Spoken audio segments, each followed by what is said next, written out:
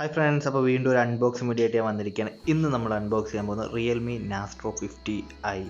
Realme ഇറങ്ങിയിരുന്ന ഒരു budget ഫോണാണിത്. അപ്പോൾ ഒരു നീല ബോക്സിലൊക്കെയാണ് ഇത് വന്നിരിക്കുന്നത്. അതിൻ്റെ ഹൈലൈറ്റ് കാര്യങ്ങളൊക്കെ ബോക്സിൻ്റെ പുറത്ത് തന്നെ എഴുതിയിട്ടുണ്ട്.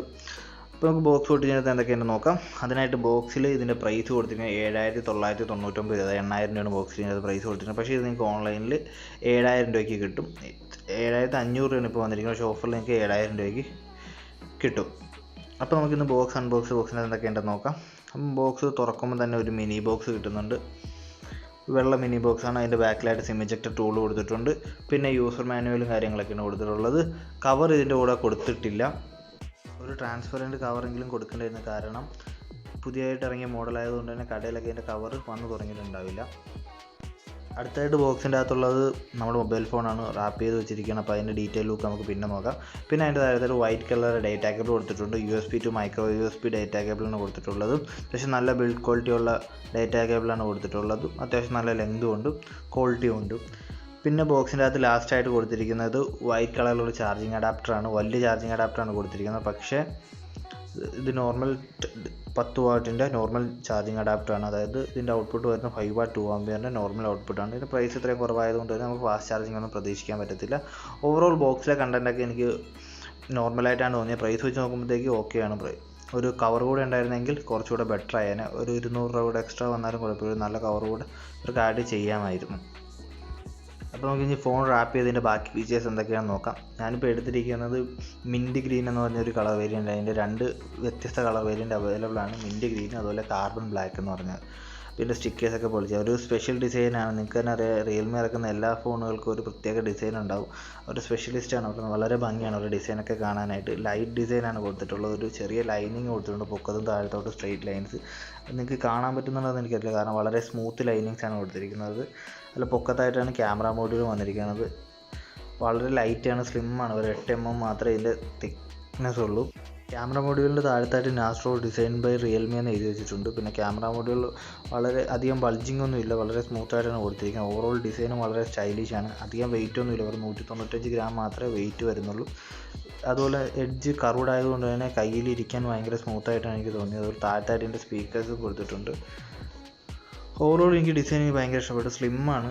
9mm ആണ് ഇതിൻ്റെ തിക്നെസ് വരുന്നത്. പൊക്കത്തായിട്ട് വന്നിരിക്കുന്ന സിംഗിൾ ക്യാമറ, ഡ്യുവൽ ക്യാമറ പോലെയൊക്കെ ഒരു കൊടുത്തിട്ടുണ്ട്. അതിൽ സൈഡിലായിട്ട് AI ക്യാമറ എന്ന് എഴുതി വെച്ചിട്ടുണ്ട്. അപ്പോൾ 8MB ഒരു പ്രൈമറി ക്യാമറ മാത്രമേ കൊടുത്തിട്ടുള്ളൂ. അതിൻ്റെ താഴത്തായിട്ട് ഫ്ലാഷ് ലൈറ്റ് കൊടുത്തിട്ടുണ്ട്. പിന്നെ ഇതിൻ്റെ ഫ്രണ്ട് ക്യാമറ വന്നിരിക്കുന്ന 5 മെഗാ-പിക്സലിൻ്റെയാണ്. നോച്ച് ഡിസൈനാണ് വന്നിട്ടുള്ളത്. നോർമൽ ക്വാളിറ്റിയുടെ സ്ക്രീൻ ഗാർഡ് ഇവർ കൊടുത്തിട്ടുണ്ട്. എന്തായാലും നിങ്ങൾ സ്ക്രീൻ ഗാർഡ് മാറ്റി ടെമ്പർ ഗ്ലാസ് ഒട്ടിക്കുന്നതായിരിക്കും നല്ലത്, കാരണം പൊട്ടിപ്പോകാനുള്ള ചാൻസസ് കൂടുതലാണ്. അതുകൊണ്ട് ടെമ്പർ ഗ്ലാസ് യൂസ് ചെയ്യുന്നതായിരിക്കും ബെറ്റർ. അപ്പോൾ ഇതാണ് ഇതിൻ്റെ ഡിസൈനെ പറ്റി പറയാൻ. എനിക്ക് ഭയങ്കര ഇഷ്ടപ്പെട്ടു. ഇതിൻ്റെ ഹാൻഡ് ഫീൽ എനിക്ക് ഭയങ്കര നന്നായിട്ടാണ് തോന്നിയത്. നല്ല സ്മൂത്ത് ഫോണാണ് കയ്യിൽ പിടിക്കാനായിട്ട്. ഇതൊരു ശരിക്കും ബിഗിനർ ലെവൽ ഫോണായിട്ടാണ് കമ്പനി ഇറക്കിയിരിക്കുന്നത്. നാസ്ട്രോ ഒരു മീഡിയം റേഞ്ച് ഫോണായിട്ടാണ് ഇറക്കിയിരിക്കുന്നത്. അപ്പോൾ നമുക്ക് ഫോൺ ബൂട്ട് ചെയ്ത് ഇതിൻ്റെ അത് ബാക്കി ഫീച്ചേഴ്സ് എന്തൊക്കെയാണെന്ന് നോക്കാം. ഇതിൻ്റെ അകത്ത് വന്നിരിക്കുന്ന ഡിസ്പ്ലേ 6.5 ഇഞ്ചിൻ്റെ ഒരു വലിയ ഡിസ്പ്ലേ വന്നിട്ടുണ്ട്. ഈ പ്രൈസ് റേഞ്ചിൽ അത് നല്ലൊരു ഡിസ്പ്ലേ ആണ് ഇവർ കൊടുത്തിട്ടുള്ളത്. IPS HD+ ഡിസ്പ്ലേ ആണ് കൊടുത്തിട്ടുള്ളത്. അപ്പോൾ ഫോണൊക്കെ ഇതിൻ്റെ ക്വാളിറ്റി എങ്ങനെയുണ്ടെന്ന് ഞാൻ അതിൽ കാണിച്ചു തരാം. അതിനു മുമ്പായിട്ട് ഇതിൻ്റെ യൂസർ ഇൻ്റർഫേസ് പറയുകയാണെങ്കിൽ സാധാ റിയൽമി ഫോണിലുള്ള പോലെ തന്നെ ആയിരിക്കും ഇതിൻ്റെ യൂസർ ഇൻ്റർഫേസ് വന്നിരിക്കുന്നത്. അപ്പോൾ ഫോണൊന്ന് ബൂട്ടായി വരട്ടെ, എന്നിട്ട് ഞാൻ നിങ്ങളെ ഡീറ്റെയിൽ ആയിട്ട് ഇത് കാണിച്ചു തരാം. ഫോൺ ഞാൻ കോൺഫിഗർ ചെയ്തിട്ടുണ്ട്. വളരെ സ്മൂത്താണ്. താഴത്തുനിന്ന് സ്വൈപ്പിങ് ചെയ്യുമ്പോൾ തന്നെ ആപ്സ് എല്ലാം ആപ്പ് ബ്രൗസർ അവൈലബിൾ ആണ്. ഇതിനകത്ത് റിയൽമിയുടെ സാധാ ഫോണിലുള്ള പോലെ തന്നെ യൂസ് ചെയ്യുന്നത് അധികം ആപ്സ് ഒന്നും പ്രീ ഇൻസ്റ്റാൾഡ് ആയിട്ട് വരുന്നില്ല. വളരെ കുറച്ച് ആപ്സ് മാത്രമേ ഉള്ളൂ. ഗൂഗിളിൻ്റെ കുറച്ച് ഡിഫോൾട്ട് ആപ്സ് മാത്രമേ വന്നിട്ടുള്ളൂ പ്രീ ഇൻസ്റ്റാൾഡ് ആയിട്ട്. വേറെ ആപ്സ് ഒന്നും വന്നിട്ടില്ല. അതുകൊണ്ട് തന്നെ സ്പേസ് ഒരുപാട് ഫ്രീ ഉണ്ടാവും. എനിക്ക് യൂസ് ചെയ്ത് നോക്കിയിട്ട് നല്ലൊരു ക്വാളിറ്റിയുള്ള ഡിസ്പ്ലേ ആയിട്ടാണ് എനിക്ക് തോന്നിയത്. അത്യാവശ്യം നല്ല ബ്രൈറ്റ്നസ് ഉണ്ട്. നമുക്ക് വെയിലത്തൊക്കെ സുഖമായിട്ട് തന്നെ യൂസ് ചെയ്യാൻ പറ്റും. ഇവന്തോ ഇതിന് ഓവറോൾ പ്രൈസ് കുറവാണെങ്കിലും നല്ല ഡിസ്പ്ലേ ആണ്. HD+ ഡിസ്പ്ലേ തന്നെ നല്ല ക്വാളിറ്റിയുള്ള ഡിസ്പ്ലേ ആണ് കൊടുത്തിരിക്കുന്നത്. നല്ല കളറും ക്വാളിറ്റിയും എനിക്ക് തോന്നി. ഇതിൻ്റെ അകത്ത് യൂസർ ഇൻ്റർഫേസ് വന്നിരിക്കുന്ന റിയൽമി ഗോ എഡിഷൻ ആണ് വന്നിട്ടുള്ളത്. അതുകൊണ്ട് തന്നെ വളരെ സ്മൂത്താണ് സാധനം യൂസ് ചെയ്യാനായിട്ട്. പിന്നെ ഇതിൻ്റെ അത് ഒരു ഡ്രോബാക്ക് ആണ്, ഇതിൻ്റെ അകത്ത് ഫിംഗർ പ്രിൻറ്റ് സെൻസർ കൊടുത്തിട്ടില്ല.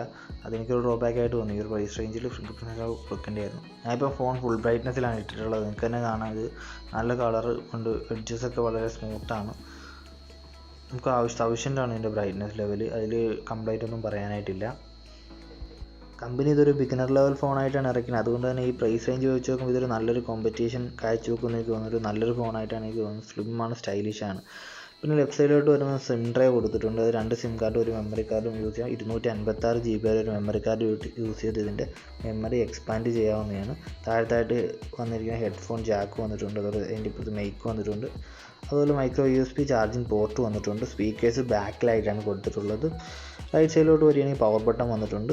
അതിൻ്റെ പൊക്കത്തായിട്ട് വോളിയം ബട്ടൺ വന്നിട്ടുണ്ട്. നമുക്ക് ക്യാമറയുടെ ബൾജിങ് ആണ്, ഒരു അധികമൊന്നുമില്ല. പക്ഷേ കവറിട്ട് യൂസ് ചെയ്യാനായിരിക്കും കുറച്ചുകൂടെ ബെറ്റർ. പൊക്കത്ത് പ്ലെയിൻ ആയിട്ടാണ് കൊടുത്തത്. നോയിസ് ക്യാൻസലേഷൻ മൈക്സ് ഒന്നും കൊടുത്തിട്ടില്ല. അപ്പോൾ നമ്മൾ സെറ്റിങ്സിൽ പോയിട്ട് ഇപ്പോൾ നമ്മൾ അൺബോക്സ് ചെയ്ത വേരിയൻറ്റിൻ്റെ മെമ്മറി എത്രയുണ്ടെന്ന് നോക്കാം.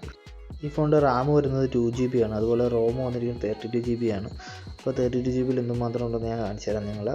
അതുകൊണ്ട് ഇതിൻ്റെ അകത്ത് വന്നിരിക്കുന്നത് റിയൽമി ഗോ എഡിഷനാണ് എൻ്റെ യൂസർ ഇന്റർഫേസ് വന്നിരിക്കുന്നത്.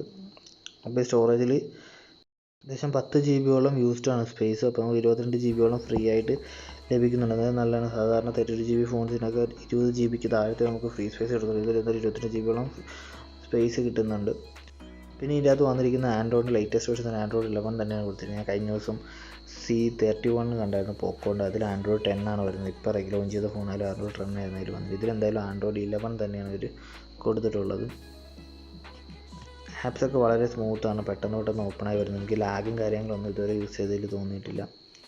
അതുപോലെ ഇതിൻ്റെ അകത്ത് വന്നിരിക്കുന്ന ബാറ്ററി എന്ന് പറഞ്ഞാൽ 5000 mAh ഒരു ബാറ്ററി വന്ന് ഒരു ദിവസം ബാറ്ററി ബാക്കപ്പ് സുഖമായിട്ട് കിട്ടും. നിങ്ങൾ നോർമൽ യൂസാണ്, ജസ്റ്റ് വാട്സപ്പും ഫേസ്ബുക്കൊക്കെ യൂസ് ചെയ്യുന്നുള്ളൂ, യൂട്യൂബ് ചെറിയ യൂസാണെങ്കിൽ നിങ്ങൾക്ക് ഒരു ദിവസത്തിൽ മുകളിൽ ബാറ്ററി ബാക്കപ്പ് കിട്ടും.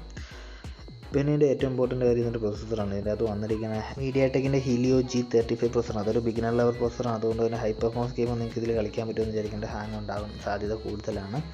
പക്ഷേ നിങ്ങളൊരു നോർമൽ യൂസറാണ്, നിങ്ങൾക്ക് വാട്സപ്പ്, യൂട്യൂബ് അതുപോലെ കാര്യങ്ങളൊക്കെ മാത്രമേ ഉള്ളെങ്കിൽ നിങ്ങൾക്ക് ഈ phone പക്കയായിരിക്കും.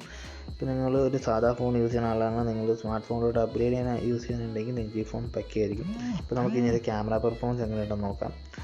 Overall normal camera features എനിക്ക് ഇഷ്ടപ്പെട്ടു. വളരെ സ്മൂത്തായിട്ട് ഒബ്ജക്റ്റൊക്കെ ഫോക്കസ് ആവുന്നുണ്ട്. പക്ഷേ സൈഡ്സ് അത്ര ഇതില്ല. പോർട്രേറ്റ് ഫോട്ടോഗ്രാഫിയിൽ അത്ര ഗുണമൊന്നുമില്ല.